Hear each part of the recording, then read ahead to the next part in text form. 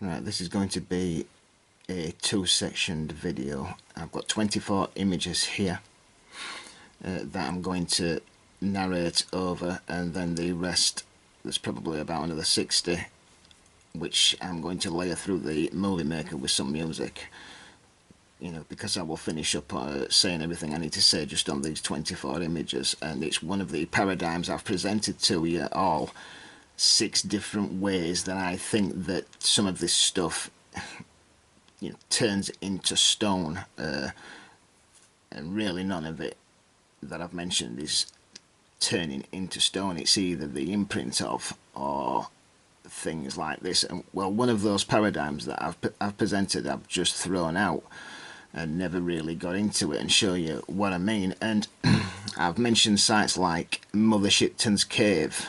Anybody outside of England may not know the site, but it's literally a house. It is a house that's just been engulfed in minerals, you know, like stalactites, yeah. And this is in fact underwater, because I've told you that all this has occurred due to the Great Flood, right?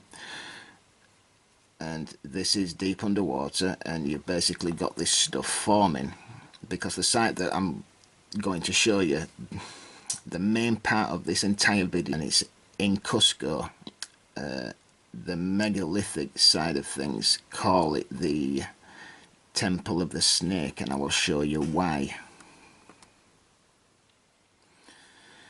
This is just a cave that's above ground.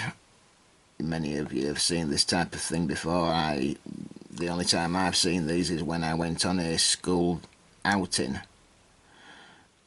and yeah, we were looking at stalactites and malagmites, and this is what it looks like, isn't it? And it's, you know, it's shiny and smooth. You will get to see why I'm showing you this. This is in fact Mother Shipton's cave from outside. It's in a place called Knaresborough. I've only been once. And this is the roof area. This was in fact some type of house or structure, and if it is, then the rest of it's buried, which it more than likely is. I will show you inside of it shortly. But on the outside, people have been placing and this has been going back for 100 years, say, and they used to place hats, right, and things on here when somebody visited and realised that the things outside were being covered in this build-up. So these were hats and things, and over time, in fact, and it happens really quickly, because things that I once saw attached to this when I went on my school outing to see this place, I'm 44 years old now, you know, they will have been down here and they've been covered over. So it happens rapidly, and that's the reason why they've hung this stuff on it. And you know, you go back in another 50 years and it will be down here, right? Eventually I want to make a video on this specifically. It's the exact same thing as what I've just been showing you. Obviously minerals and lime have been leaching through this wall, through the cracks, right? There will be a big hole here somewhere, and it's just covered this area. And that is definitely what's happened. There are 3 images in this 24 that I've shown you before, and I have to do, because it leads you on to what I'm trying to show you. This is an artifact I've put in a high technology video, and it's obviously some type of machinery, you know, what you would find in a workshop, yeah, you know, like a lathe or something like that. And that could have been a battery, and this thing will have moved around, but you can see what it's since turned into. This has been excavated. It is a megalithic site. They've excavated this area, and it's been turned into what you've just been looking at. It's an imprint. Everything inside will have completely vanished, almost. You can see where things were bolted into place. It's a machine, isn't it? I've put that image in there, right, because that is a girder. And when you look at this area here, you can see that that is running all the way across this entire structure.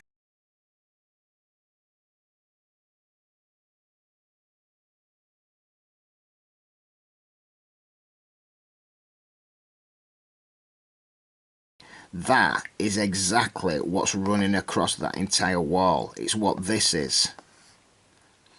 So the vitrification thing is bollocks. This is a site in India, and again, it's the same. I don't know what this was underneath here, but you're looking at the same thing, isn't it? It's minerals and lime that's been running out of this, what is now almost a cave, because it's way underground. This is deep underground, and they call it a underground city, yeah, that has been dug out of the ground, but it's not. It was constructed above ground at one time, and you can see girders here, right? And this is called oxidization. It's oxidization of metal, and you can see the girders running across the entire wall. This is in Peru. That's the moon temple, what the rest of the entire video is going to be about. And you can see that it's basically stalactites, malachitites, it's lime, it's mineral build-up. This here, what I'm going to show you, was some type of factory.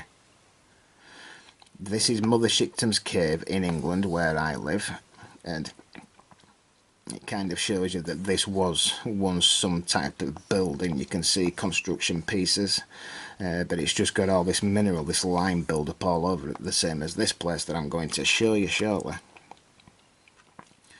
This is the Moon Temple, and this is the reason why they call it the Temple of the Snake, is because of this artifact here. This is the entrance to it, but this thing actually, it goes up and down like that 3 times, right? I used to think this was a snake, and it's since been knocked away, but you know, when I think about it, now that I know what I know, this obviously was either some type of banister or some type of rope, yeah, you know, so you could walk into this place and have something to hold on to. But when you see how technical this thing is, what we're looking at, like a factory, it's obviously not rope, is it? I think it was some type of cabling, yeah, some type of cable that powered this place. This is moving further into the Temple of the Moon there. This was, I put this in an earlier video, one of my earliest videos that I ever made, and it was basically trying to prove that some type of machinery went inside here. I don't want to get into it now, but look, you can see, you know, because obviously that thing's not a snake, is it? The reason why they call it the Snake Temple, because there's a similar thing there, which was obviously some type of cabling that powered this machine.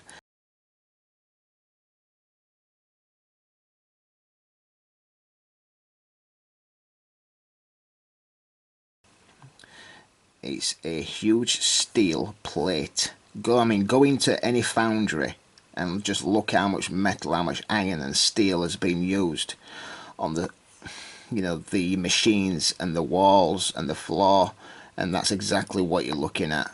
But it's been changed from being buried, and minerals have been leaching down from the roof in the same way that started.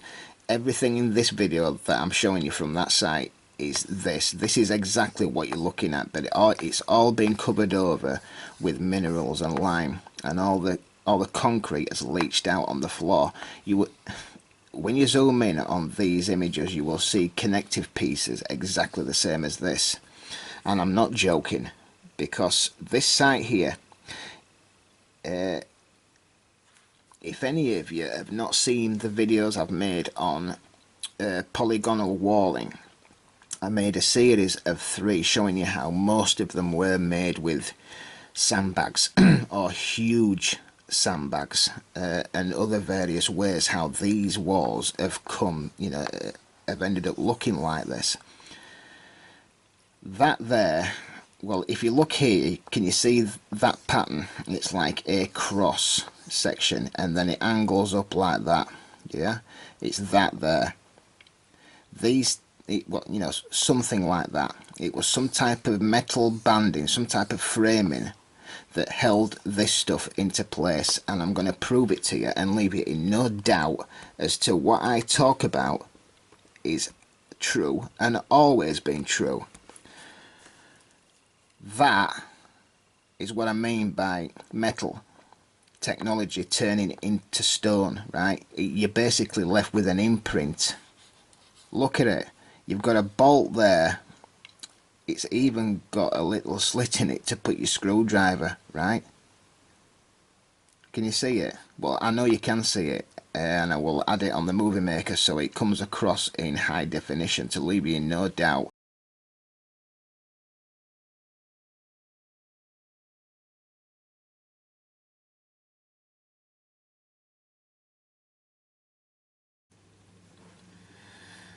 This is a different wall on the same site, and you can see the imprints of what went into holding the roof up as they built it.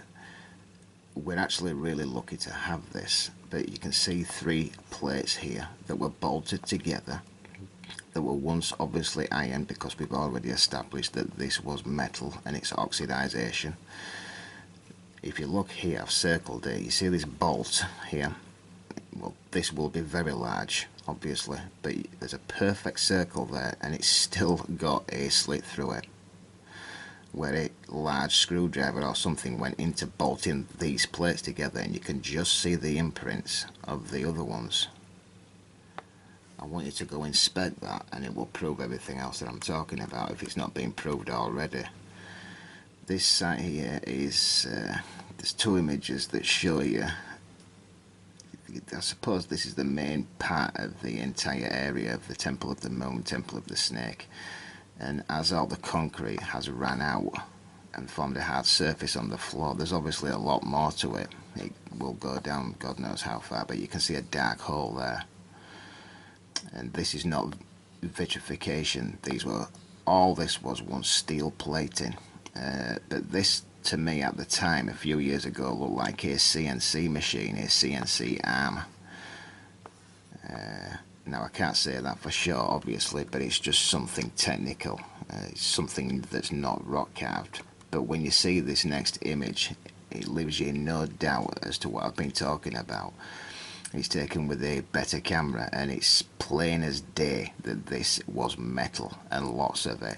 And you can see everything that went into constructing this, you know, as it eroded away and then survived as the minerals, the lime, started forming over it and turning it into basically stalactites almost, and that's the reason why it survived all this time. This is the same area, and when I see this it just looks like a chute, and I'm talking about a chute like an escalator where you get in an airport, you know, that you walk on and they go around on themselves. It's obviously snapped here, but that part there I've drawn it in, and you see this here, it's been pulled free. Now when you look behind it there's actually a hexagon shape where that would snap into place and you would build these up. Yeah, that's the best I can do for you. You'll have to go check the image yourself, but what I'm talking about it being an escalator is you will see pleats, right, that form like a V shape, because to go back on itself these have to close up and then it goes under and then opens up again. When you go check these images you will see perfect V-shaped lines, and they shouldn't be there, should they? But just look at it. I mean, it's obvious that this was some type of steel, some type of metal. It's plain as day. Right, this is the last image that I'm going to talk over. There's a few more that I will put through the movie maker that are on the Temple of the Snake, and then the rest are in various places around Peru and Cusco, but they're the most largest megapixeled images that I have ever thrown at you. This thing here, right, was obviously a huge piece of steel, of iron. It almost looks like some type of you know, like a huge door to a dam. a boat lock or something like that. You can see that's only about half an inch thick. It was a huge plate. But this thing here, I'll put that down, and this is a bolt lock. It's obviously something basic, it's just what you put on your gate or something. Yeah, it's a bolt lock. Well, this thing here, to me, obviously that's a person, so you can imagine just how large this was. But that's just what it appears to be to me.